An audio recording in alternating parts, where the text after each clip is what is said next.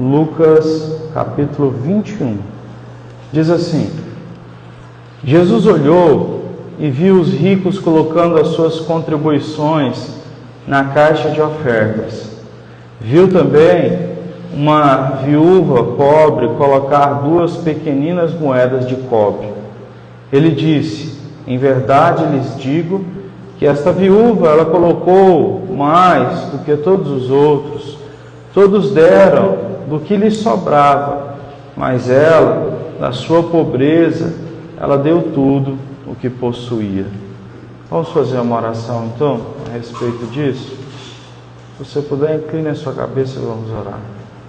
Senhor, eu te peço que o Senhor fale conosco nessa noite. Abençoa-nos, ó Deus, traz crescimento espiritual, derrama graça, derrama fé, livra-nos de todo o mal, ajuda-nos a estarmos focados, centrados na mensagem do Senhor. Obrigado por todos os louvores cantados, pela abertura do culto, palavra, Senhor Deus, falada. Que o Senhor fale conosco do começo ao fim nesse dia, como já tem feito, e que nós possamos, ó Deus, nos alegrar no Senhor. Abençoe não só nós, mas a nossa casa, a nossa família. Abençoa, Senhor Deus, essa igreja e as demais igrejas que nesse momento ao redor, ó Deus, do Brasil estão pregando a palavra como ela é. Cuida desses lugares, sustenta esses lugares para a glória do Senhor. Muito obrigado. Nós oramos em nome de Jesus. Amém. Falar da palavra de Deus é muito importante porque o profeta Oséias, no capítulo 4, o versículo 6, ele diz que as pessoas elas são destruídas porque faltam conhecimento. Algumas pessoas elas entram em algumas igrejas em que a palavra ela é mais pregada e tem menos estripulias, e elas têm a tendência de dizer assim: ó, essa igreja ela é fria. Mas na verdade a Bíblia não fala sobre isso. Quando a Bíblia diz, por exemplo, que a letra mata, mas o Espírito vivifica, você pode abrir a sua Bíblia em 2 Coríntios capítulo 3, que o apóstolo Paulo está sendo bem claro em dizer que a lei de Moisés, ela mata. Por que mata? Porque ninguém consegue cumprir a lei de Moisés inteira. Por isso que Jesus teve que vir e cumprir ela. Aí ele diz, a letra mata, mas o Espírito vivifica. Então, em Cristo Jesus nós somos chamados, temos o Espírito de Deus, agramos então obedecer os mandamentos. Então, muitas pessoas hoje em dia estão perdidas na fé porque falta conhecimento. E Jesus também disse isso em Mateus 22, onde ele foi bem claro em dizer que as pessoas erram por não conhecer as Escrituras e nem o poder de Deus. Então eu posso ser bem claro com você em dizer que o problema hoje em dia é a falta de conhecimento bíblico.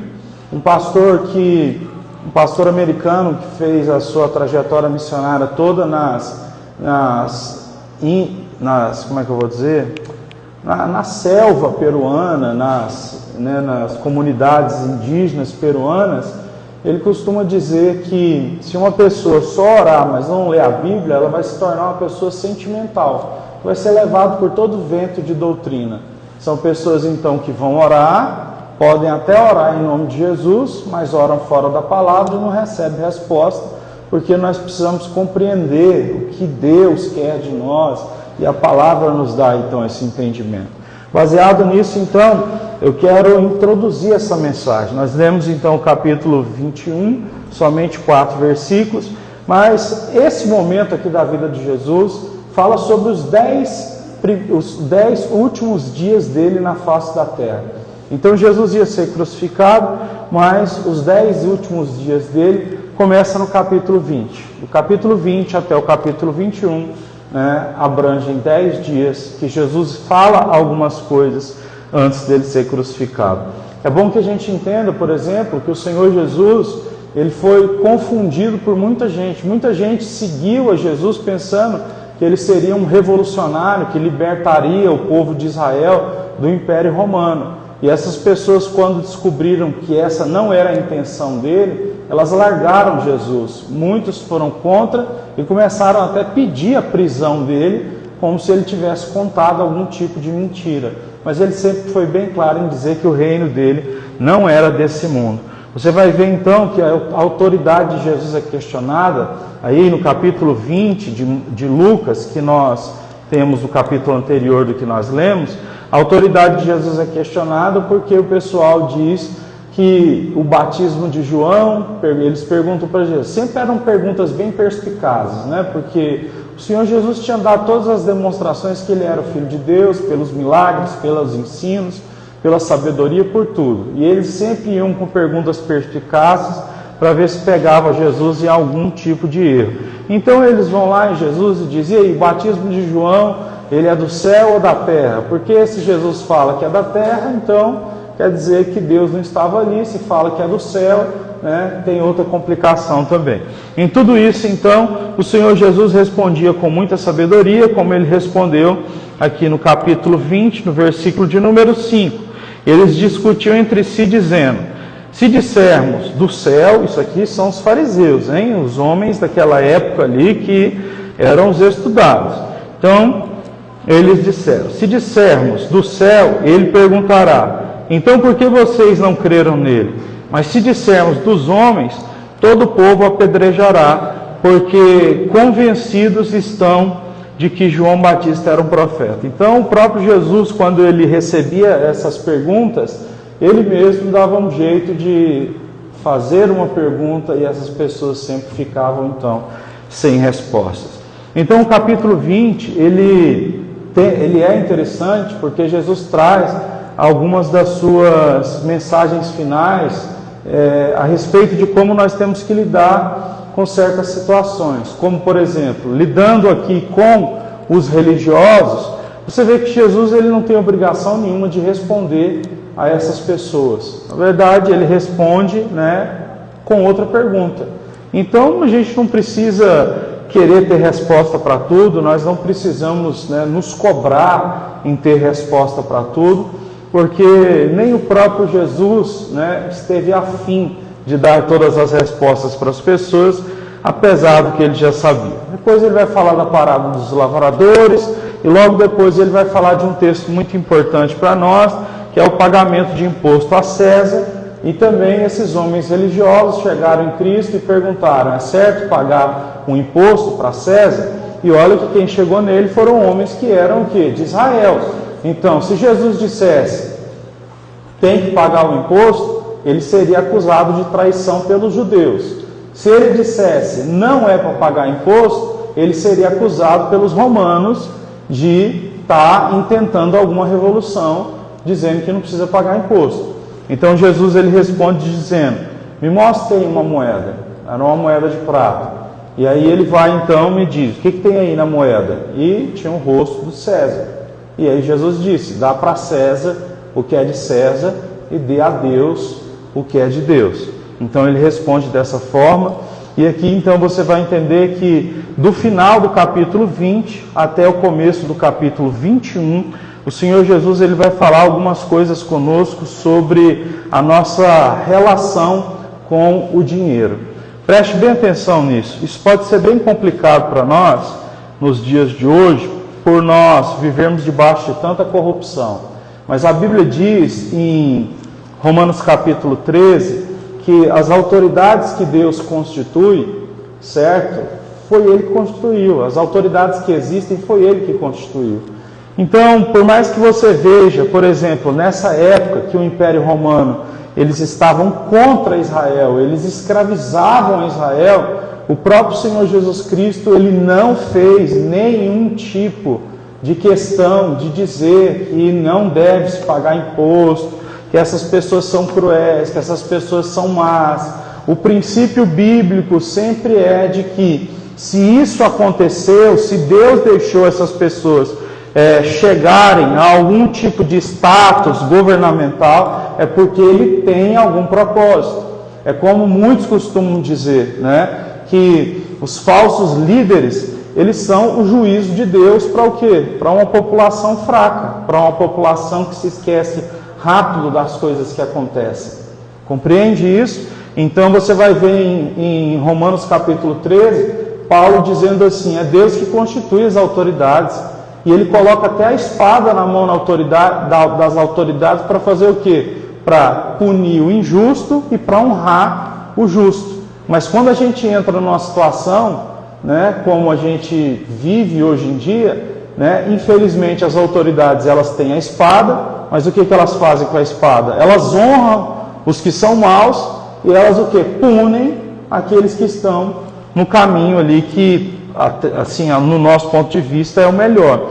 Então, a gente precisa compreender isso. Então, é por isso que Jesus disse que César deveria pagar, né, deveria ser pago os impostos para César. Então, você nunca vai encontrar uma igreja cristã que prega as Escrituras, que vai dizer assim para você: não pague os seus impostos, porque esse governo é corrupto, isso, aquilo. Nós precisamos cumprir o nosso papel social. Em Jeremias vai dizer que as leis estabelecidas pelos homens, e se nós estamos debaixo dessas leis, desse país, dessa cidade, nós temos que cumprir. Infelizmente, nós podemos estar passando por momentos ruins no país, na cidade que a gente sobrevive. Mas há uma implicação importante que é: nós devemos cumprir isso e Deus abençoa quem cumpre dessa forma. Então, se Deus nos coloca para prestar imposto de renda, certo? Que a gente faça isso com honestidade. Se nós somos chamados para de alguma forma darmos algum testemunho, nós devemos fazer isso com toda a integridade, com toda a sinceridade, porque não é porque os outros são ruins, cruéis, gente que não vale nada, que nós devemos ser também. Você sabe o que Jesus fala em Lucas capítulo 6? Ele diz assim: amar quem te ama é fácil, até quem é ímpio faz isso. Até alguém que nem quer saber de Deus, só quer saber de coisa errada, consegue amar alguém que ama também. Agora, Jesus diz assim: mas eu chamei vocês para que vocês possam amar até aqueles que muitas vezes estão tentando fazer o mal. Essa é a palavra cristã, essa é a mensagem cristã.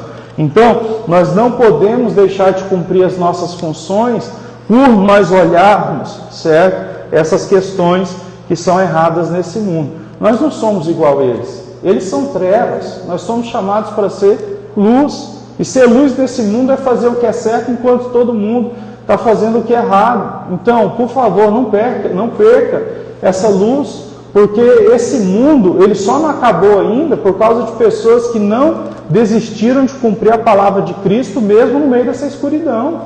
Então, nós somos chamados para isso. Não interessa se você vai olhar outras pessoas e vão parecer que essas pessoas, elas que estão se dando bem, não interessa, né? Mas vale você ser íntegro, reto, digno diante de Deus, de Cristo Jesus, do que você ter dinheiro, de você ter posição nessa vida fora de Cristo, não é? Então, não se deixe levar por essas coisas, porque elas são passageiras e elas são muito rápidas, viu? Muito mesmo. Se você e eu pararmos para pensar na nossa vida pode acabar muito rápido, certo? Pessoas que estão no nosso caminho, que dizem ser amigos e que não são, só estão por causa de alguma coisa, elas podem sumir muito rápidos na nossa vida se a gente passa alguma dificuldade.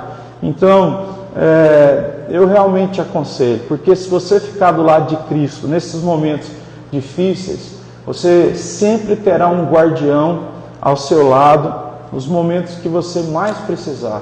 E é isso que vale a pena. A vida é sobre isso. É sobre ter alguém que é fiel ao seu lado, mesmo nos momentos mais difíceis que você passar. Então você encontra o Senhor Jesus falando de forma bem clara a respeito do cumprimento, né, de dar o imposto a César. Ele vai falar sobre dar a Deus o que é Deus, a gente entra nisso aqui logo mais. E só por motivo de curiosidade que alguns têm, você vai ver no capítulo 20, do verso 27 ao verso 30, ao verso 40, que está nesse período aí dos 10 dias antes de Jesus morrer, ele fala sobre a realidade da ressurreição. Porque as pessoas ali, os saduceus, eles não acreditavam na ressurreição, e as pessoas tinham muitas dúvidas de como ia ser no céu, né? Como que funciona esse negócio? Depois que morrer, como é que vai acontecer? Eles chegaram em Jesus e Jesus deu palavras bem diretas para palavras bem diretas para eles, e nós podemos confiar, porque é a palavra do nosso Deus, do nosso Cristo, que nós sabemos que não erra, nunca errou no que disse. Ele disse que no céu não existe casamento, porque tentaram novamente usar uma pergunta perspicaz sobre ele: se uma mulher casar com um homem, ele morrer, casar de novo, casar. Se uma pessoa tiver casado com 3 pessoas na vida, porque enterrou 2, e aí, vai estar casado com quem no céu? Jesus foi bem claro em dizer: no céu não existe casamento. No céu, a ordem das coisas são diferentes. Então, alguém vai dizer: poxa, mas viver viver a vida inteira do lado de alguém, e no céu simplesmente uma conexão se desliga? Não, a verdade é que lá no céu existe um parâmetro diferente de nós sentirmos as coisas, enxergarmos as coisas, né, lidarmos com as coisas. Então, lá no céu não vai haver nenhum tipo de distanciamento entre você e os filhos que você criou, entre você e as pessoas que você teve na sua vida. No céu nós vamos viver uma perfeição que ela é infinitamente maior do que aquilo que a gente chama de perfeição aqui na Terra. Por exemplo, o amor que nós temos pelas pessoas aqui na Terra é um amor limitado. Paulo falou sobre isso. 1 Coríntios 13, que fala sobre o amor, ele vai dizer: o amor que a gente tem aqui agora, ele é só um vislumbre do amor de Deus.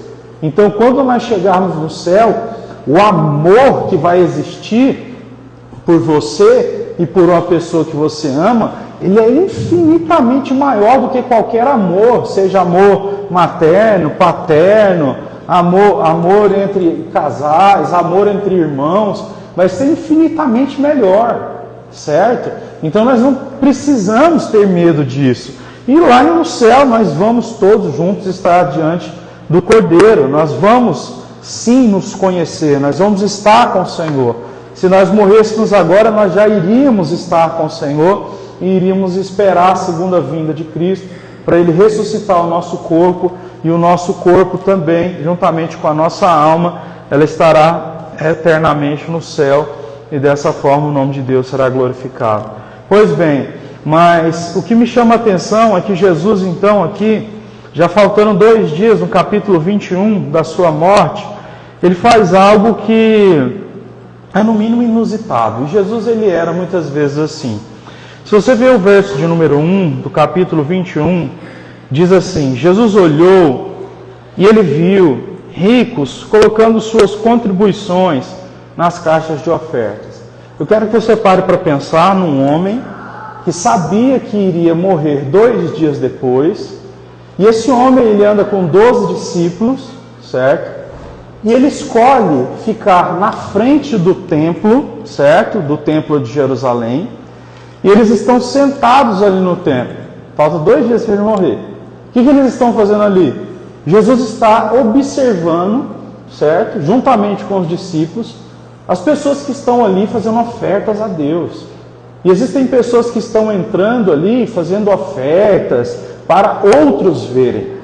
E isso acontece aos montes ali, segundo a própria declaração de Lucas aqui no capítulo 21.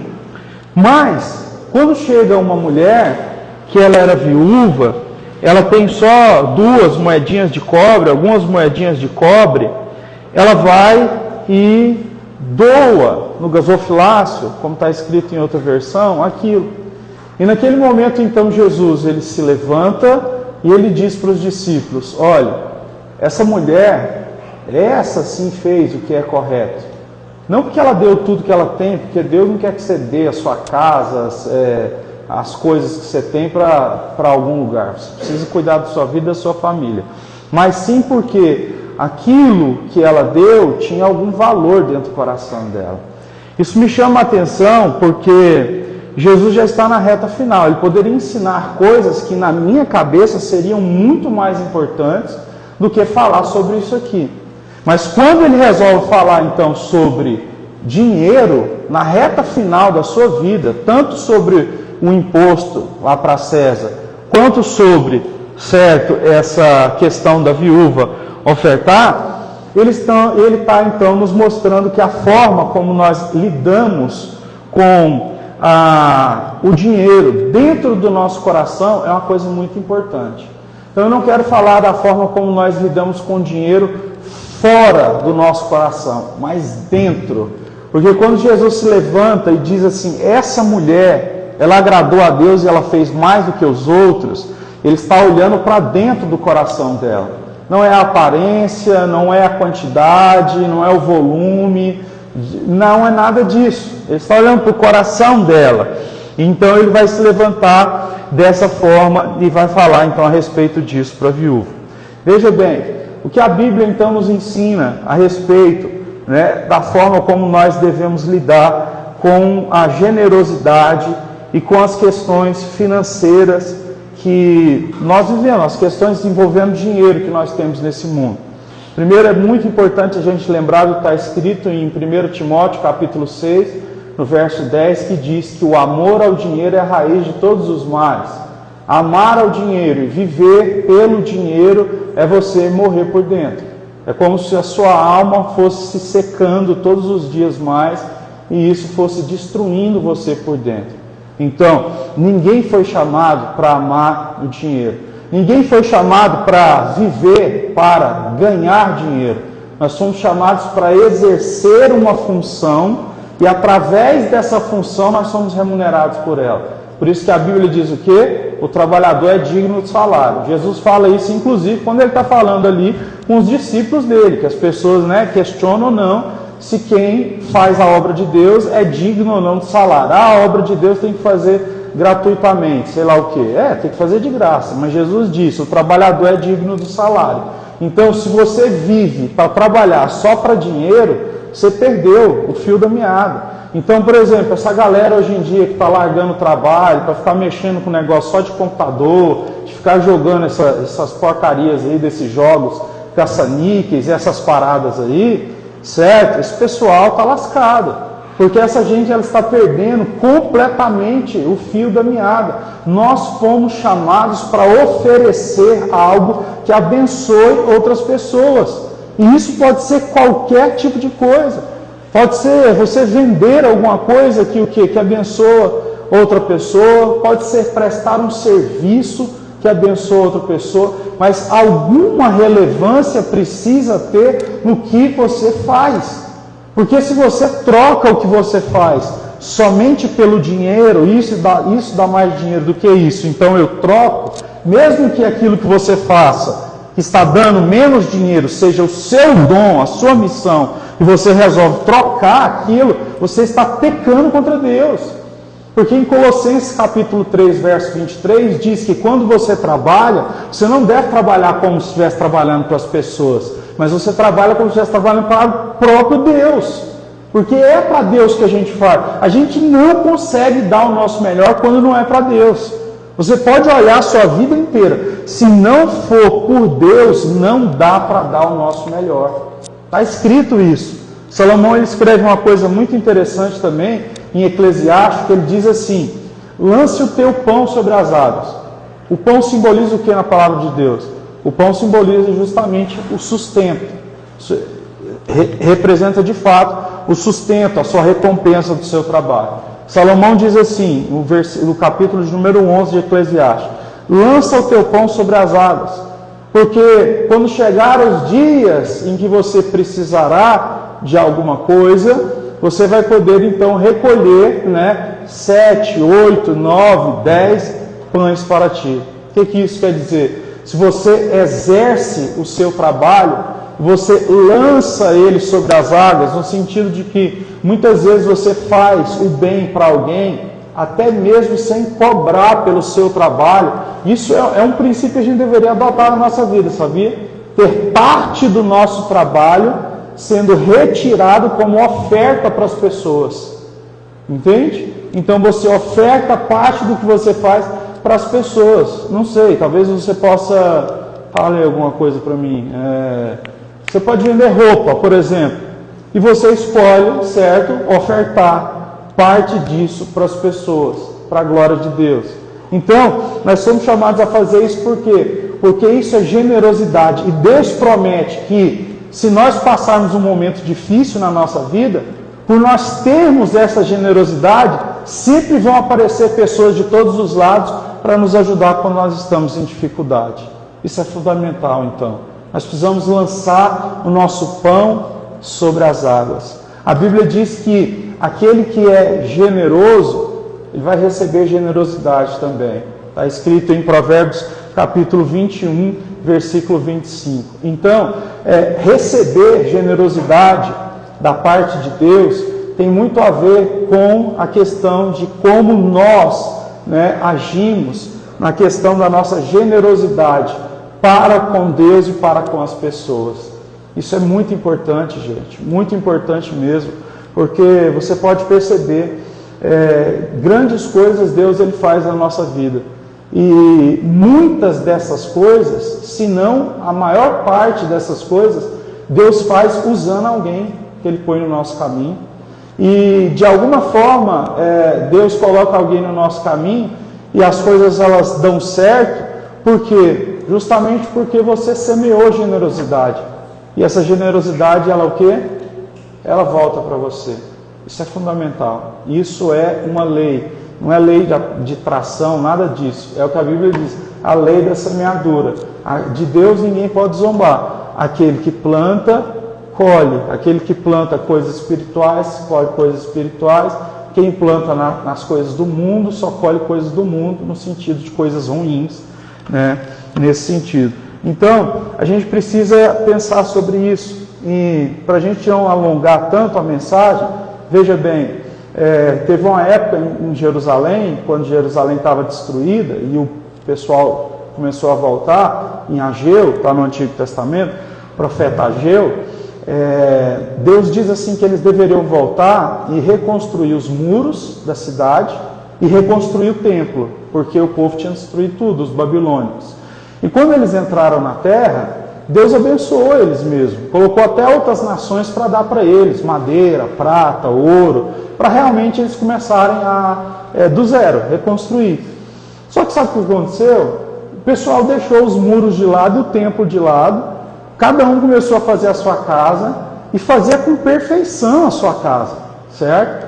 E aí Deus levanta o profeta Ageu e diz assim: por acaso vocês cuidam do que é de vocês, e cuidam dos detalhes, e cuidam para que tudo fique tão bem, e vocês esquecem da minha casa, que está jogada, quebrada, deixada de lado? Como é que isso pode acontecer? Será que vocês estão com medo daquele ouro, dessa prata que vocês receberam das nações que foram até vocês acabar, e vocês não poderem montar uma casa boa para vocês? Aí tem um texto famoso que diz, Ageu 2, verso 8, eu sou o Deus que sou o dono do ouro e da prata, eu comando todas as coisas. Se é preciso dar, eu dou. Se não tem que dar, não dou. Simples. Então, nós fomos chamados para a gente ter, certo?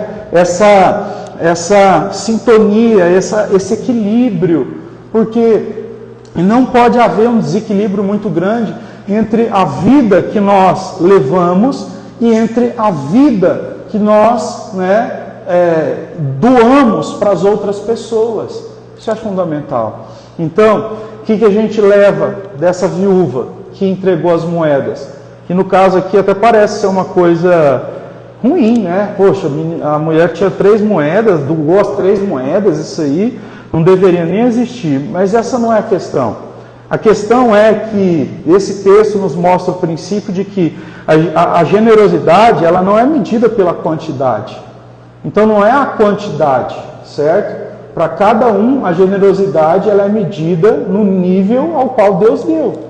É o que a gente já falou outras vezes. Cada um exerce generosidade na medida do que Deus o deu, certo? Então, se alguém, por exemplo, entende, concorda que pode fazer algo pela igreja e essa pessoa ela tem condições de dar R$10 e outro tem condição de dar 100, ambas as coisas elas são corretas e são uma bênção diante do Senhor.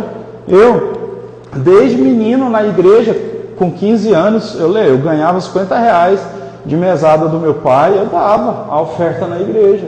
Esses dias a minha filha foi lá e chegou e entregou a oferta para a igreja para mim.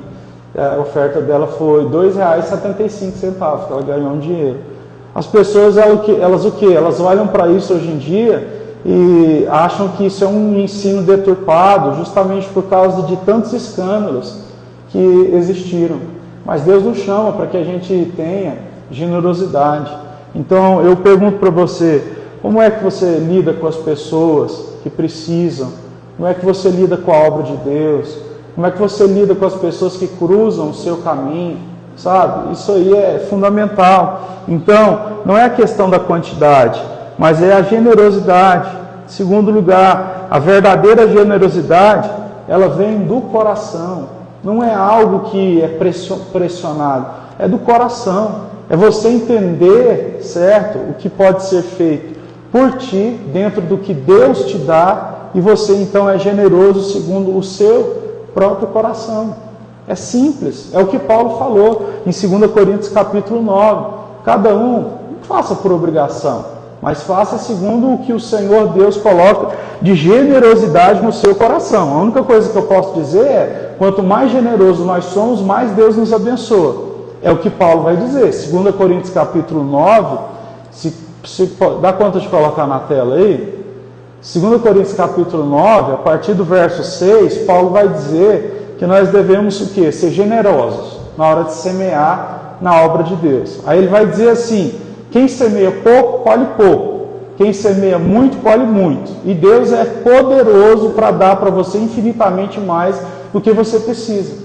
Então não é questão de, eu só tenho 10 reais, eu vou dar 10 reais e Deus vai multiplicar. Não é essa a questão. A questão é a generosidade. Você tem R$1 que você pode ofertar para alguém na rua, certo? Você oferta esse R$1, certo, para uma pessoa que necessita, ou até mesmo você compreende as necessidades de uma obra missionária, de uma igreja. O que você está fazendo é o que? Exercer generosidade. A Bíblia diz que o generoso, ele recebe também. Então, grande parte das coisas da nossa vida, elas estão paradas porque nós não somos generosos, gente. O mundo que nós estamos, ele está sempre nos pressionando a viver com avareza, a viver com o coração endurecido, a não acreditar que as pessoas realmente precisam de alguma coisa, né? Então, por favor, não pense dessa forma, porque a generosidade, ela é a porta que Deus abre para abençoar ainda mais a sua vida, a sua casa e a sua família. Os 2 últimos pontos. Deus valoriza a generosidade, porque a generosidade é um ato de fé e confiança. Porque quando você é generoso em ofertar, em ajudar, você está mostrando fé e dependência de Deus. E o que não é, né? O que a gente pode dizer que é o Evangelho, se não confiança, fé no Senhor, dependência de Deus? É isso. O que eu estou dizendo aqui não é barganha. Não é que você tem que dar alguma coisa para Deus te dar. Eu estou querendo dizer que o que está dentro do seu coração como generosidade, quando isso é repartido, Deus faz com que isso venha até você de várias formas possíveis. Tem gente que odeia o texto, mas é só um texto que eu vou mostrar para você como ele, né, se encaixa. Quando lá o Malaquias está falando com relação a dízimo, ele vai dizer assim, né? E tragam o dízimo de vocês ao templo, o templo lá de Salomão no Antigo Testamento. E aí vocês verão que eu, Senhor, vou abrir as janelas dos céus e vou derramar sobre vocês bênçãos sem medidas que vocês nem terão onde guardar. Não é nem a questão do dízimo em si, mas é ele falando ali sobre você que tem, certo, no seu coração, o entendimento do que é generosidade e como ela produz mais bênçãos, como ela faz com que as coisas elas venham a acontecer, você compreende então que ser uma pessoa generosa vale muito, muito para a sua vida, para tudo que você precisar na sua caminhada. O último ponto, e eu quero terminar só com um testemunho pessoal, o último ponto é que a importância de dar com generosidade é que Jesus nos ensina, então, por meio desse texto, que a generosidade é algo que a gente dá sem esperar troca nenhuma, certo? Então, preste bem atenção no que eu estou te dizendo. Não estou dizendo que você tem que dar para receber, não. Estou te dizendo que a generosidade, ela é, certo, um sentimento interno que o Senhor nos dá, e isso faz com que, né, o Senhor Deus nos abençoe. Não porque você está dando né? Porque tem igreja que fala assim, tem igreja que fala assim, eu estou precisando aqui de 10 pessoas com R$1.000. Se você der R$1.000, em um mês Deus vai te dar 10 mil.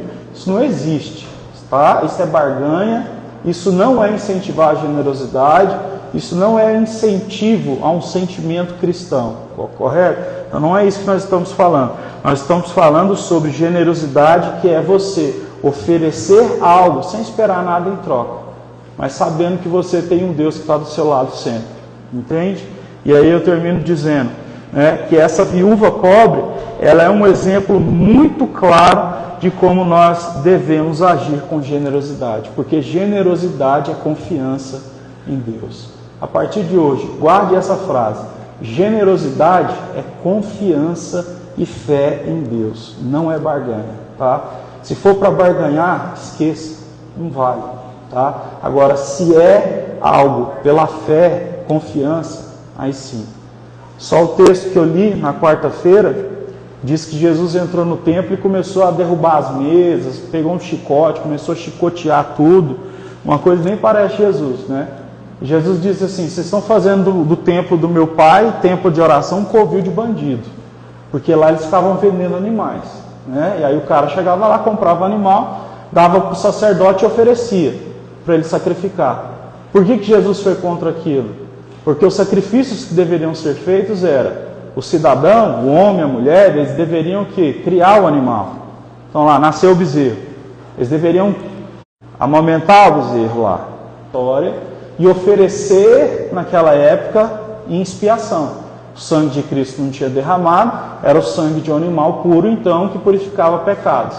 Então, em vez das pessoas passarem por toda essa trajetória, que era a trajetória de cuidar, de ter alguma coisa que tinha valor no seu coração para oferecer a Deus, não. Eles iam na porta do templo, pagavam alguma coisa, oferecia. Jesus foi lá e tirou todo mundo de lá na chicotada, porque ele estava dizendo o seguinte: o que não tem valor dentro do seu coração não tem valor nenhum para Deus. Então, restos, partes, elas não servem para Deus.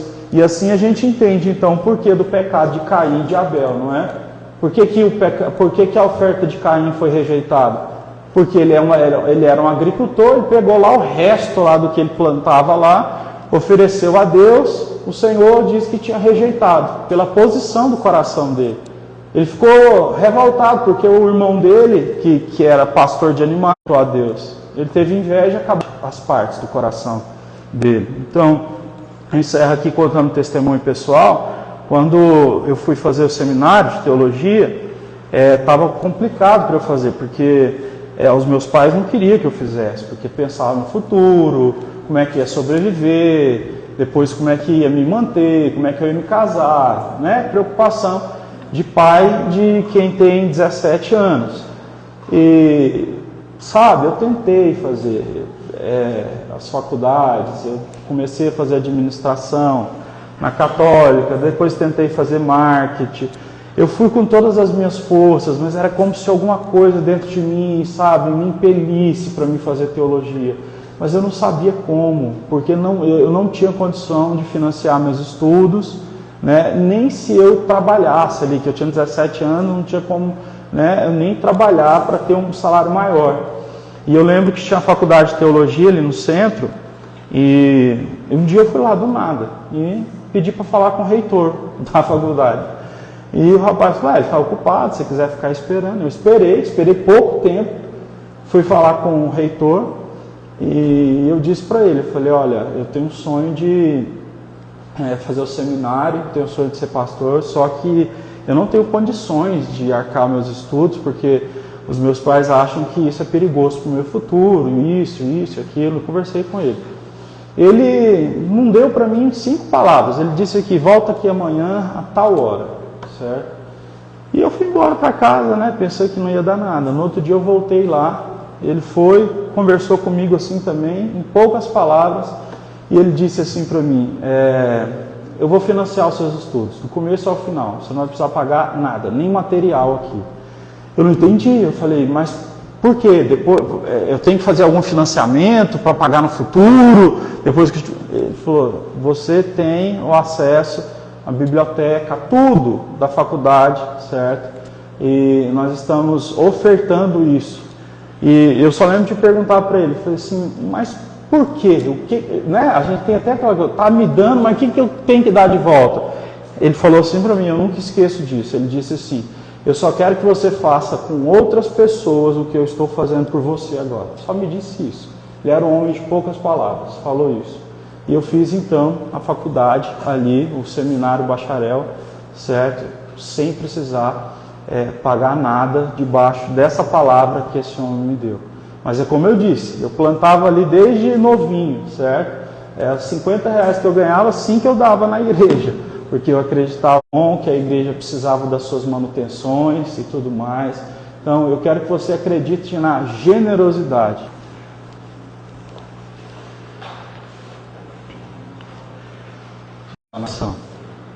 Pai, eu te peço que nesse dia de hoje o Senhor comece a destravar bloqueios que estavam na nossa mente e no nosso coração com relação à generosidade. Quantas vezes, ó Deus, o Senhor nos dá algo para que a gente possa repassar, mas às vezes a gente retém. Ensina-nos a ser como aquele garoto que naquela multidão toda ele foi até o Senhor Jesus e deu 5 pães e 2 peixinhos. Ele poderia muito bem pensar, eu vou comer aqui tranquilo, calado e vou embora, que eu não vou morrer no meio desse deserto. Mas não, ele colocou na mão de Jesus, Jesus multiplicou, e ali nós tivemos um milagre de muitas pessoas comendo, ó Deus, a partir daquele... pela dependência, não pela barganha, não pelo sentimento sujo. Ajuda-nos, ó Deus, a não amar o dinheiro, mas amar o dom que o Senhor nos deu, o trabalho que o Senhor nos deu. Se há algum de nós que estamos aqui presentes, ou algum familiar que nesse momento agora está sem trabalho, ou sem saúde, ou sem remuneração, em nome de Jesus, abre as portas do céu, Senhor, e derrama bênçãos sem medidas, porque o Senhor é poderoso, o Senhor é fiel. Eu te dou toda a honra e toda a glória, Senhor, porque o Senhor nos ensina como lidar com essas coisas. E eu te peço que assim como essa mulher, essa viúva, o princípio, o que é, Senhor, eu vi isso acontecendo comigo. Pai, o Senhor me presenteou com a oportunidade de estudar, de ter uma formação através de um homem que exerceu generosidade. E eu sei que até os dias de hoje, se eu estou aqui e se cada um está aqui, é porque recebeu generosidade de alguma parte, não só de uma, de várias partes. Primeiramente a generosidade de Deus que está sempre sobre nós, a generosidade das pessoas próximas, dos familiares, dos amigos, das pessoas que são muito importantes. Eu quero pedir ao Senhor que isso volte a acontecer conosco, que isso volte a se cumprir nas nossas vidas, porque o generoso, ele prospera, ele espera, porque o generoso é como semente para que ela cresça, e esse aí, ele consegue alcançar mais coisas. Eu te peço, receba a nossa adoração nesse dia para a glória do Senhor. Vamos cantar a Deus nesse momento?